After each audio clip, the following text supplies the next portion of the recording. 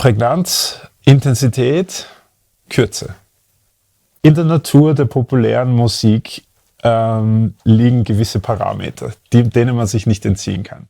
Ich bin überzeugt, dass jegliche Art der Musik sich immer unterwerfen musste den Parametern seiner Zeit, dem Medium, auf dem man die Musik wiedergibt, dem Umfeld, in dem der Hörer die Musik genießen wird. All diese Dinge beeinflussen, was die Aufgabe des Musikers ist, weil der Musiker möchte Reaktion erzeugen. Der Musiker muss Effekte finden, wie er das Erlebnis des Hörers so lenken kann, wie er das will, und so, dass das, was aus ihm rauskam, irgendwo auch so aufgenommen wird beim Hörer. Das heißt, bei einem Song, der mittlerweile jetzt im Streaming-Zeitalter zwischen 2 Minuten 10 und 2 Minuten 45 ist, heißt das, dass sehr viel Effekte auf sehr, sehr kurze Zeit passieren müssen. Das heißt, man hat nicht sehr viel Spielraum für das, was dazwischen ist. Es gibt immer weniger zwischen den Effekten.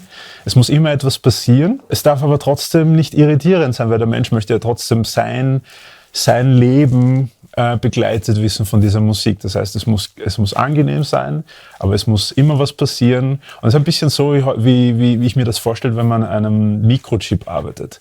Die nächste technische Herausforderung ist immer, dasselbe auf einen noch kleineren Raum zu bringen. Immer mehr Schichten und immer mehr Funktion auf immer weniger Fläche zu bringen. Und das ist, finde ich, ist der Hit.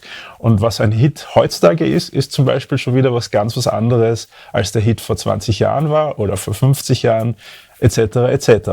Ich glaube, der größte Unterschied zwischen Hit heute und Hit vor 50 Jahren ist, dass wir vor allem die großen Veränderungen jetzt auf der Beeinflussung der Wellenform.